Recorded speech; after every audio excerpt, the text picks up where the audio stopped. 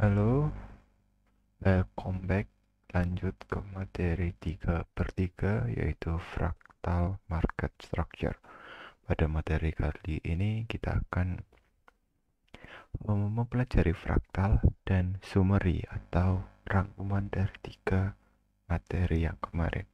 Nah, oke, di sini kita bisa lihat yang garis hitam ini merupakan swing structure, sedangkan garis merah ini merupakan internal structure. Nah, untuk fraktal ini merupakan structure swing atau structure swing yang ada di bawahnya.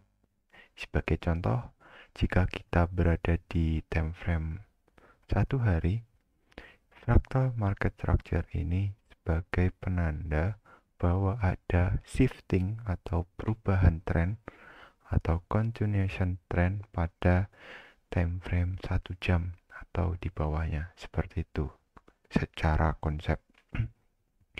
Nah, jadi ini adalah internal di time frame daily. Jika kita asumsikan ya, ini time frame daily dan ini time frame swing untuk time frame daily. Sedangkan fraktal ini secara konsep yaitu gerakan kecil yang terjadi pada swing ini, kayak oh kayak kayak internal structure ini juga bisa masuk sebagai fraktal. Kemudian kayak inside bar, kemudian order flow yang berupa shadow high low shadow seperti itu juga merupakan fraktal market structure. Nah, oke, mungkin kita langsung saja terjun ke chart. Oke, untuk chart ini kita ke Euro USD seperti biasa. Nah, ini bagus. Nah, untuk bagi kalian mungkin untuk fractal market structure ini cukup rumit, jadi gua saranin jika kalian baru aja terjun atau baru aja mempelajari fraktal, yang pertama kalian harus pasang indikator yang bernama inside bar V2 ini, kemudian yaitu fraktal punya Rachel T ya. Nah, di sini kita bisa lihat terdapat beberapa tanda seperti ini. Ini merupakan fraktal dari market structure ini ya guys ya. Nah, namun fraktal dari market structure ini masih belum lengkap atau bisa dibilang belum sesuai banget dengan apa yang biasa gua gunain. Namun kita bisa pakai fraktal dari indikator ini punya Rachel T tadi buat identifikasi atau mempermudah analisa kita. Oke, lanjut aja. Yang pertama, kita itu perlu mendefinisikan yang namanya swing. Oke, swing structure. Kemudian yang kedua yaitu internal.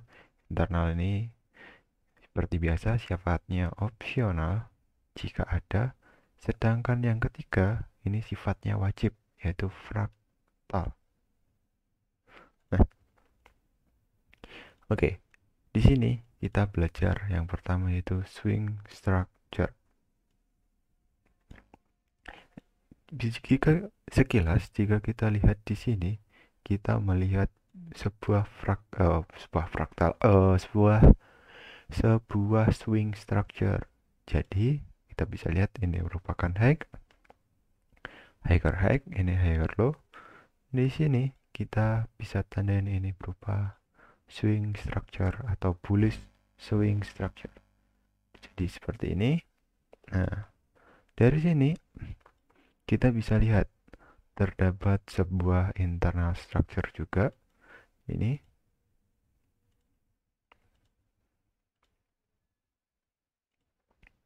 kemudian ini. Nah,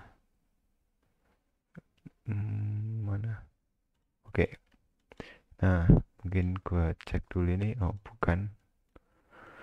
Nah, di sini kita punya dua checklist point, yaitu pertama swing structure berupa ini, kemudian internal ini. Nah, internal seperti biasa opsional. Ini dua ini. Sekarang yang ketiga, fraktal. Nah, fraktal itu mungkin cukup kompleks bagi kalian ya. Nah, fraktal di sini ada tandanya ya. Nah, namun ada beberapa part atau beberapa bagian di mana fraktal ini tidak teridentifikasi oleh indikator. Nah, yang pertama ini merupakan fraktal ya guys ya. Ini fraktal. Gua tandain ini. Sebenarnya ini cuma gua buat shifting aja fraktal. Ini fraktal low, ini fraktal high. Nah, kemudian ini internal. Ini walaupun internal ini juga termasuk fraktal ya guys ya. Ini fraktal low, ini juga fraktal high, ini continuation terhadap fraktal, dan kemudian ini ada fraktal lagi. Nah, fraktal itu tidak serta-merta harus terjadi apa ya, kayak pembalikan seperti swing structure gini, kayak MSS gitu ya. Nah, di sini ada fraktal lagi. Ini fraktal high, fraktal low, kemudian ini ada lagi berupa fraktal high, dan ini fraktal low. Nah, mungkin kalian bertanya-tanya, kenapa ini merupakan fraktal?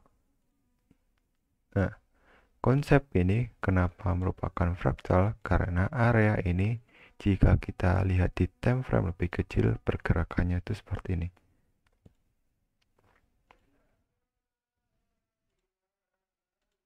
Nah, seperti ini guys, fraktal ini. Oke, mungkin kita bisa turun ke 1 jam untuk klarifikasinya. Nah, tadi di time frame daily ini merupakan insight bar ya. Namun jika kita lihat di 1 jam, ini merupakan structure berupa swing structure guys.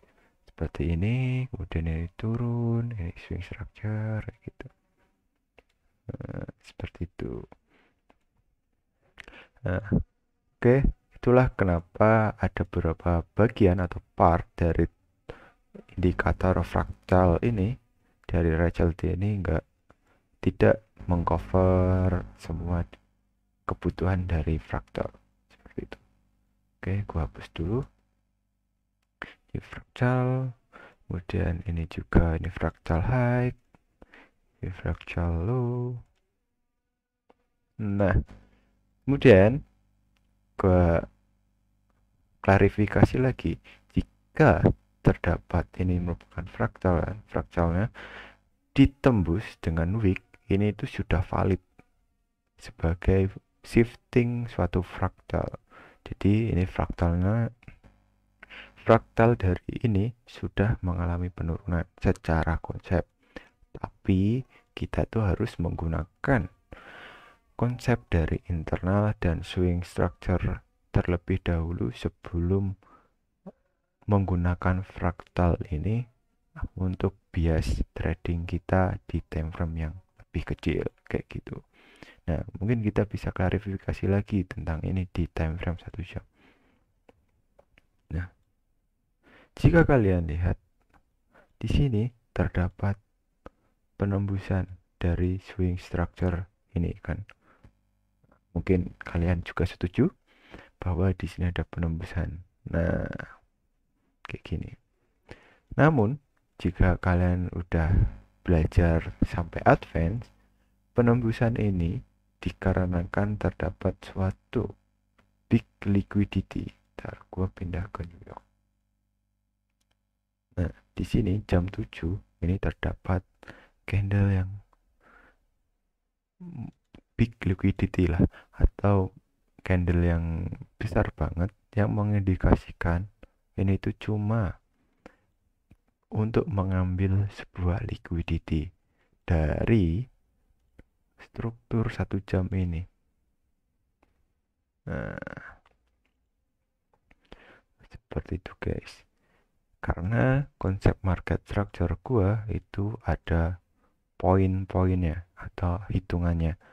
Pertama, ketika market itu break suatu poin seperti ini dinamakan 1. Jika melakukan pullback itu 2, dan jika kelanjutan itu 3, dan jika sweep nomor 2 itu 4, dan konfirmasi itu 5. Konfirmasinya di sini ini yaitu ketika candlenya itu udah menembus ini. Kenapa candlenya itu menembus ini? Karena ini adalah liquidationnya atau poin candle liquidation. Jadi ketika terjadi inside bar dari poin liquidation, kita bisa langsung buat entry buy stop di sini dengan sell stop di sini guys. Target sesuaikan kebutuhan kalian atau resiko manajemen kalian, seperti itu. Nah, itulah kegunaan dari fraktal untuk proses trading kalian. Next, kita belajar fraktal terlebih dahulu.